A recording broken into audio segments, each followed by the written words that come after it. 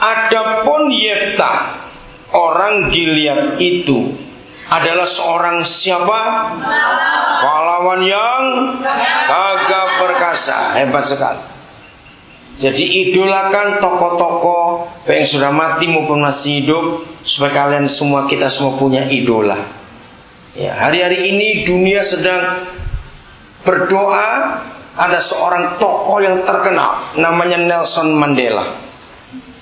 Ya, pada pertengahan Juli yang lalu dia berulang tahun yang ke-90 tahun.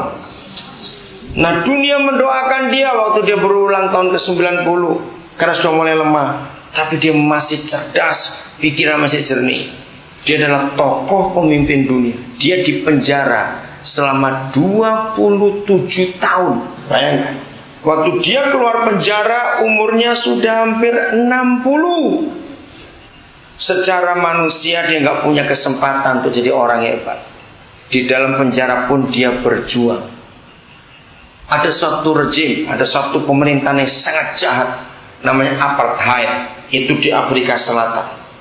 Bertahun-tahun pemerintahan itu merusak sosial masyarakat, menimbulkan kebencian antara orang kulit putih dan kulit hitam. Sejak masih muda, umur 20-an, Nelson Mandela sudah berjuang.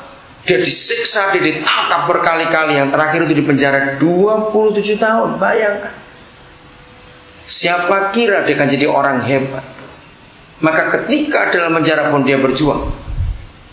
Dia lepas, dan dia jadi presiden pertama orang kulit hitam di Afrika Selatan. Sejarah mencatat. Maka itu belum lama, kira-kira 2 minggu lalu dia berumur 90 tahun. Dunia berdoa supaya dia tetap diberi kesehatan dan panjang umur, karena Afrika masih perlu pemimpin seperti dia. Nah, yang saya paling suka dari Nelson Mandela, di samping semuanya adalah satu, dia suka pakai baju batik. Itu Nelson Mandela, hebat sekali.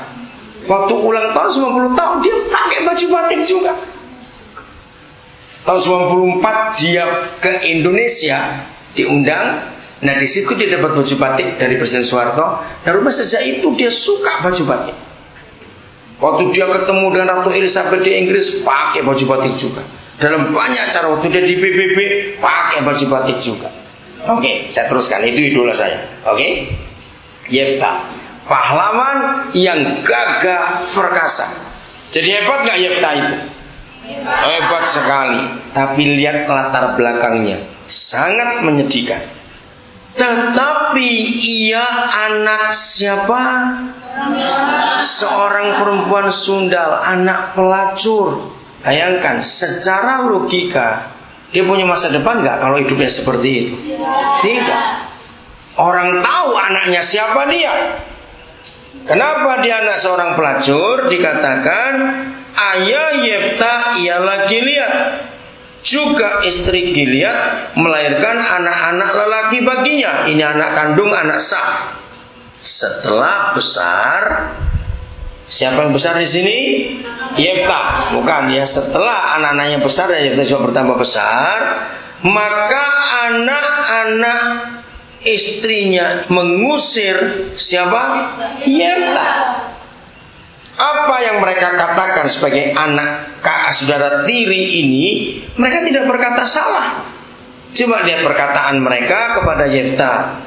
Katanya kepada Yeftah, engkau tidak mendapat milik pusaka atau warisan dalam keluarga kami, sebab engkau anak perempuan lain. Dengarkan, perkataan ini salah atau benar?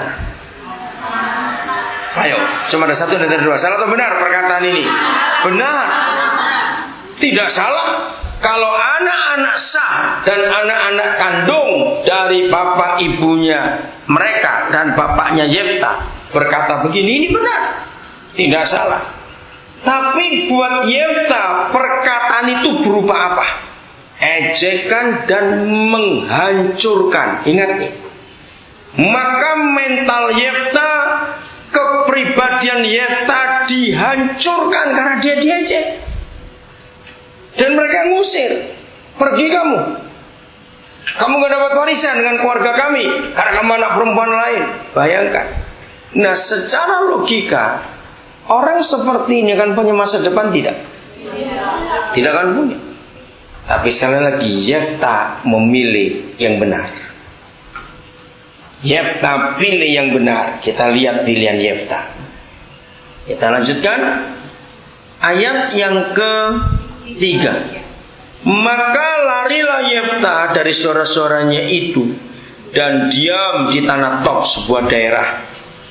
Di sana berkumpullah dengan Yefta siapa-siapa? Petualang-petualang yang pergi merampok bersama-sama dengan dia.